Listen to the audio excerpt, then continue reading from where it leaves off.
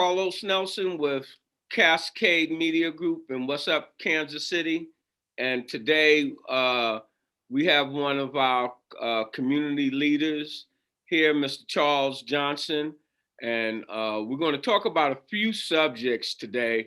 But first of all, I want Charles to talk about who he is and how he grew up and where he grew up and how he got involved with being an activist. First of all, my name is Charles Johnson. Born and raised right here in Kansas City, Missouri. 60 years old. I love Kansas City. This is where I was raised at. For many years here in Kansas City, my thinking process was not what it is today. I've stole, lied, being deceitful within my community, took from my community. With that being said, it cost me many years of out of my life of being away from my family and friends, speaking of incarceration. Upon my return back to this community, my mindset has been for the last 19 years is to give back to my community. So as far as being an active, community active, or speaking for those who are voiceless within our community, that's where it stemmed from with my previous life. Both of us have gone down almost the same road. And when I talk about the bottom 3/4 that I feel I represent, or Cascade Media represents, and your organization represents, it comes from we know what it's like. We was there. We were perpetrators of certain things, and but as you awaken, you understand it's your fault, but it's not your fault because it's the system. You are only a product of the system that you're growing up in. And I'm gonna hold up there, Carlos. All right. To a degree, I agree with you because for one thing, when I was a part of that system, I refused to comply with the system ways. Well, that's the whole point. I'm saying the system is designed to make you comply. If you don't comply, you're an outlaw. If you're an outlaw, that means the court system on anything as jaywalking. Anytime it's like the Matrix. Either you in or you not, and if you not, the system will not forgive you. They say bow or else. And activists say we're not bowing. No, I'm not bowing. Yeah. The only way you get to step on my back is I'm bended. If I don't never bend, you never get a chance to step on my back. So talk about what are the initiatives that your organization is proposing and what are you working on right now? Presently, I'm the executive director of the organization I Am My Brother's Keeper, which is a male mentoring and community outreach organization targeting males from 8 to 18 or beyond. I have went beyond that because sometimes us as adults need a brother to talk to as well that's been in the trenches or understand what they're going through. For sure. But with that mentoring component, there's a lot of emphasis on community give back.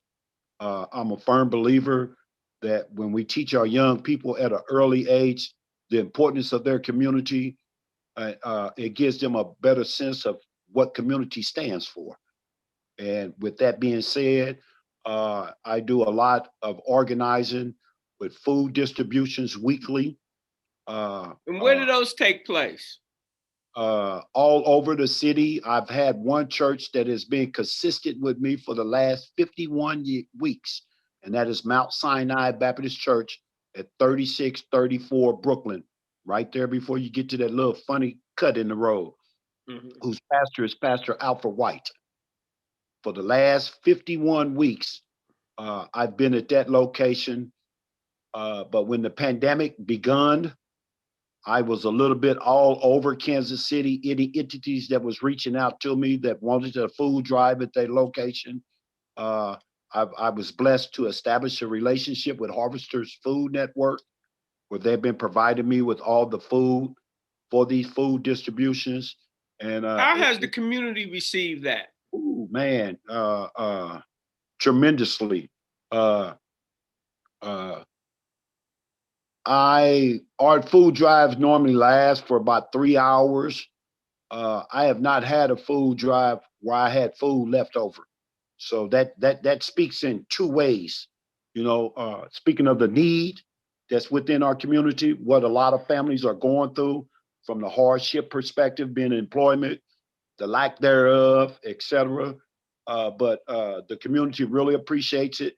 Uh, I get on social media weekly. It's kind of like they already know Thursday, Charles is going to be coming on and giving us the location of where the food drive is. But every Thursday at Mount Sinai Baptist Church, 3634. We'll have to start carrying that on our network, letting our community know if you're running kind of short. There's no shame in getting some help. You pay your taxes. That's what these safety nets are for. Correct. And now let's keep it moving. Talk about your association with our councilman at large, Brandon Ellington, and some of the things that you're trying to partner with him and other politicians as it relates to moving the needle forward with some of the needs that our bottom three-fourths need to be attended to. You said a mouthful. I hear you, babe. Hey, but first of all, he is my councilman, without a doubt, because I live in Kansas City, Missouri. But he's my brother. He's my brother as well. Me and him is paired. My association goes back to him all the way when he's a state representative, representing the 22nd district for the state of Missouri. We've collaborated on many endeavors, specifically with the closing of one correctional facility here in the state of Missouri, which was Crossroads Correctional Facility. He reached out to me to pick my brain with the functions of corrections. Thank God our brother's never been incarcerated, so he didn't understand how it operated. I've been there, done that. Yeah, thank God. But he picked my brain with it. With the will of God, we were able to close that facility down due to how it was being ran, the inhumane conditions of it. So, well, our brother Alvin Sykes, Senator Haley over in the Kansas side, they were working in the same lane on the brothers and sisters that are incarcerated. Right. I see the councilman got a little further in producing some change because he got some things that passed, and now that facility is closed. Yes, it is. It's closed, and it needed to be. But from there, we worked on various endeavors on the state level. But when the Spirit told him it was time to come home and organize our community, I stand beside him in those endeavors. We do weekly food drives. He is one of the sponsors with that. I'm in the process as we speak of organizing a community cleanup throughout the 3rd district, utilizing some city resources that is available to us as taxpayers. All right, let me cut you off. I'm the cutoff king, Johnson. You might not know, but on these cleanups and things, I think we have to do it. But at the same time, I'm more of the approach that the piece of legislation or bill or whatever that Brandon introduced, it's like a watchdog deal, on where this money's going and different things. I just feel that this is the responsibility of the city, and we shouldn't have to have cleanup in our community like that. You got to do what you got to do. It's a twofold, Carlos. All right. I agree with you. I agree with you from some perspective. There's money already allocated to do this. Our taxpayers' money is doing this. More need to be appropriated as far as funding. That's where I'm at. Funding and bodies to do that. But at the same token, from my active perspective and my love of my community, these community cleanups, yes, I'm asking for volunteers to come and assist me, and I've gotten a tremendous amount of response, positive, that we will help you that. But I'm also, as I'm out there, educating that community of the importance. This is your neighborhood as well. I don't live on this block. Right. So I'm not going to continue to keep coming down your block picking up your trash. So I'm asking those who blocks that we go down to step out of their houses as well and assist us with this endeavors to clean up your block, not my block. I think that is the right. If there was ever you making a right, that's a right move there. Because it's about, I'm here to help you. I'm not here to do welfare. If you don't know how to do it, I'm here to show you. If you don't know how to get the your community organization together, we here. Talk to me. We'll help you do that. I get it. Yeah. And so, that's where it come from. With this upcoming election in April, are there any things that your organization have concerns with? No, my brother's keeper. We stay out of the political arena. All right. From my young mentees that I mentor with, it's especially from time to time that they're able to see a city councilman. That's super important. Yes, and not just see them, be able to sit, be able to engage. To be able to engage with them, from time to time, they're taking the city hall to understand, to sit in on various sessions, to understand how local government functions, because one day they're going to be voters. Some of the young ones going to be voters. So you have to understand how this system functions in order to cast a vote. That voting right in an intelligent way. In an intelligent way, correct. Yes. All right, so I'm getting ready to wind this up. Is there any last words that you would have to say to our community? Well, one thing to give you a shout out as well as your digital media. Plus, I think I want to give George Walker, talk about what y'all do with him. What's real talk? I'm saying, what's real talk? We have the only basically platforms, and I stand side by side with whatever he's doing, because what he's doing is just another drop in the bucket for us to get information. Our programs do some things alike, but he has more really the bottom 3/4, the actual people on that show. So before you get off, talk about that, Johnson. What's real talk with Councilman Brandon Elton and the Round Table crew, me being a part of the crew, we deal with all issues from the Capitol all the way to the City Hall.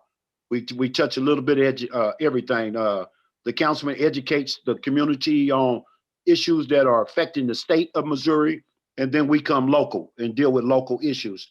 It's an hour-long show, and my brother, I've listened to it myself. We have cut fun. Off my nonsense. I cut the Three Stooges off. Listen to what the brothers that's in the trenches, because you can't be everywhere and know everything, but you can tune in to certain things and get an idea what the hell's going on in your community. And it's a beautiful show. We have a little laughter. We have a little seriousness, but basically it's to educate our community of what's going on around you, and with a lot of emphasis of being engaged. Let Get them know. engaged. Let the community know when the show comes on and how they can have access to it. Well, for right now, we're taking a break because they're doing some restructuring some of what's real talk. Because we're looking at trying to reach a bigger audience. So we're looking at some digital as well with something that you're doing because of with the KUAW, it was limiting our audience. We have more of our phones up with Facebook and reaching more audience, but it was on the fourth Saturday of every month, and we will be back. We'll be back. We'll be back. The councilman's been very busy fighting for his community with some various ordinances he's just recently got passing and everything. So what's real talk? We'll be back. All right. Seriously, All that's right. seriously. That's seriously. Why don't you close out and let the community know how they can get in touch with you and get involved? Once again, my name is Charles Johnson. Phone number is area code 816-529-8166. And that's a personal direct line to me. I classify my phone as a community phone. It stays on. You know, because I don't know, it's not in my vocabulary. I heard no for 25 years, Carlos. So no, it's not in my vocabulary. That's both of us. You know, I don't have no gatekeepers. Yeah. And if I want to talk to you, I'm talking to you right now. Yeah. And then by email, cj.IamMyBrother'sKeeper, one word, @gmail.com. Or you can always touch the councilman's office and say, I need to get in contact with Charles. It's legislative aid. Let them know what your Facebook page is. My Facebook page is I Am My Brother's Keeper. It has his page. And the other page, my personal page, which is actually a community page as well, because I post nothing but positive on that page, is Charles M. Johnson. My little profile, you'll see me and the councilman standing there with our fists. Power to the people, baby. Power to the people. Power to the people. So when I was young, I thought my mother gave me a very unique name. I didn't think about it's 10,000 Charles Johnson. So when you go through and you go to my Facebook page, when you see the picture of me and the councilman, that's me. That'd be me. All right. It was a pleasure having you on. No, anytime, my brother. Anytime. As we always say in our closing, when you invest in your community, you're really just investing in yourself. The program is brought to you by the Kansas City Business Association.